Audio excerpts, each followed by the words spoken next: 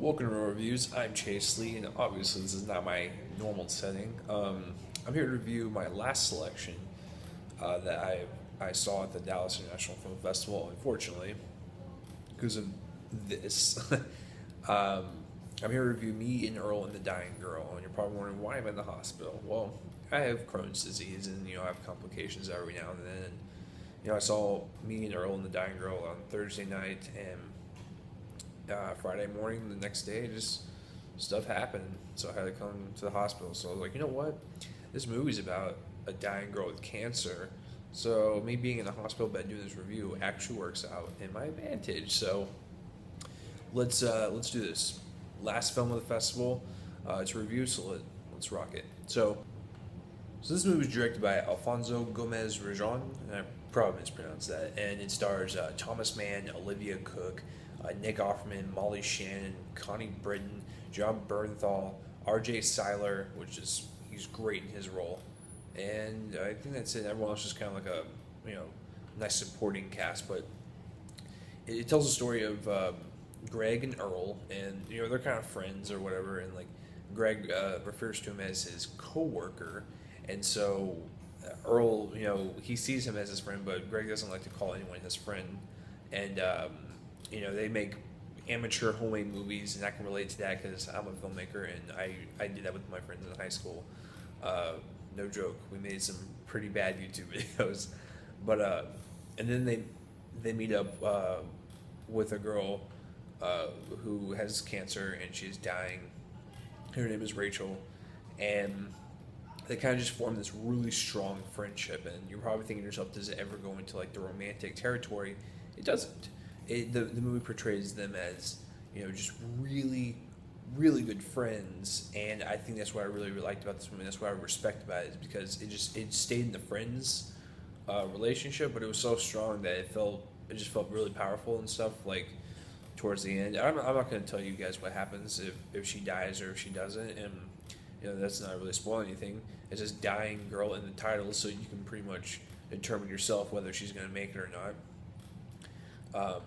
But I really like this movie. It's my favorite film of the festival by far, and it felt so real, and that's what I really liked about it, is that Alfonso created these characters that felt so real, and he directed the actors to portray them just so naturally. It felt like I was watching real life high school with these three people becoming friends and stuff, and I can relate to it on so many levels. I used to make films, little short amateur films with my friends in high school. I was kind of nerdy, geeky, and awkward, and I can understand the whole like medical aspect because obviously, so like everything was just it worked for me. Everything just kind of hit right. It was super funny. It was charming. It just, like I said, it felt natural and realistic, like I was watching like real life high schoolers. And then of course it hits you in its like your emotional core, and like it tears your soul up a little bit, but in the most beautiful way possible. Yeah, it's depressing in some parts, but I didn't really think of it as like a depressing movie. I just felt like it was a real movie, and I felt like these emotions were real, and it's portraying real life. We're humans, man. It's life isn't always going to be handy dandy, and sometimes it's going to be a little bad. So that's what I really liked about the directing. And it felt really quirky. It had like a little quirk on it, and a little like just kind of offbeat humor, and it just everything, the cinematography, to the way the dialogue was portrayed, it was just very unique. Like some of the cinematography it was so interesting with the camera movements, and it actually portrayed how the characters were feeling. I thought that's like the most brilliant way to use cinematography, is like framing them up to kind of portray what's actually going on in the scene, just kind of emphasize it a little bit more, maybe on what the characters are thinking inside while they're saying their dialogue. So the directing is out of this world. It's awesome, and it's written by Jesse Andrews, I think. I hope that name is right, but it's based off of his book of the same name, and so he adapts it. And I really like the trend of getting the actual novelist to write their own scripts, only if you can do it correctly. prime example of someone that did very well, which Gillian Flynn, who wrote Gone Girl, the book, and she also wrote the screenplay, and it totally worked out. I really liked it. So I really like the script. I never read the book, so I can't really compare it, but the script is just, like I said, it's sharp, it's witty, and it's just, it was, the dialogue was just all too real, man. It was just too real. And like I said, the acting is fantastic. Thomas Mann, he plays Greg. He's the main kid from Project X, and he was at the screening that I went to, and he showed up and everything, and I was actually in line, like waiting for the movie, and his aunt was like in front of me, and she was talking to me about Project X, and we were talking about his role in that movie, so that was really fun. But Thomas Mann does a really fantastic job. Olivia Cook as the dying girl she is out of this world good. Like she's too good. And then of course R.J. Seiler, I think he's the guy that played Earl, and I gotta tell you, Earl was my favorite character. Oh my god, this guy was great. It felt like he's been doing movies for a long time, and then the director was like, no, that was his first movie, and it's like, okay then, like this kid's a natural. So I felt the energy off of him. Like he had such a great, like I said, presence in the movie.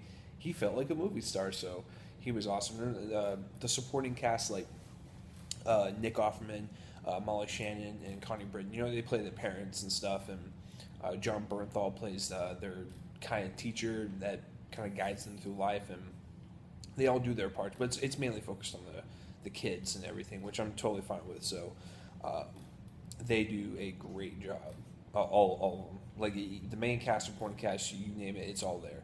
Cinematography, like I said, it's framed up. Every scene, every shot is like framed up in a unique way to where it, like I said, it describes the emotions and the feelings of the characters in the situation at hand. And so I thought that was really, really clever, and like they're just really cool, like panning shots and just the way things are placed in the frame, where like something is far in the back and like something is far in the front, and that's portraying that the thing that's in the far back is like it's kind of being lost, it's kind of in the distance or whatever, it's kind of losing itself or whatever, and there's just a lot of things going on. Like I said, there'd be a shot where like the character's face is like shoved to the right, and then when he's talking to the other person, that shot, the person is like shoved on the left or whatever, so it looks like they're really kind of close talking to each other, and that shot will kind of portray like the closeness of these characters and how they connect on that level and how close they connect. So it's just stuff like that. As a filmmaker, it's like you can kind of judge that stuff, and it was really good cinematography. It just very good, man. And the editing, it's an hour and 40 minutes, I believe. Movie flies by. It's so much fun. Like I said, the characters are real, and you felt like you're in high school with them. I felt like I was watching, a story portrayed on my high school days. Like, it was insane. Like I said, it's really funny. It keeps that fresh, like, tempo going, and like you just want to, you want to hang out with these guys. Like, that's how fun they are. But then when it hits the dramatic moments and stuff, it doesn't feel forced. It feels natural. It feels like it had enough room to kind of breathe and really develop this, dramatic side as well as this funny side. So, this movie flies by, man. The pace and the rhythm of this thing is outrageous. It is too good. It is really well edited. So overall, my favorite film of the festival. I don't know. I really don't have too many complaints at all. Like, there's a couple things where, like, I don't know. I can't think of anything bad things right now, but overall, I would highly recommend this one. It's got a lot of humor. It's got a lot of heart to it.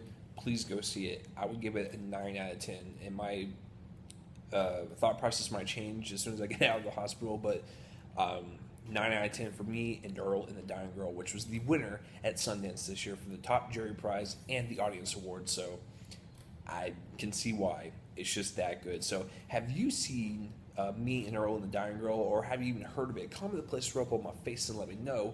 And as always, thanks for watching my reviews. I'm Chase Lee, and tune in next time for whatever I review next. Hopefully not in a hospital bed.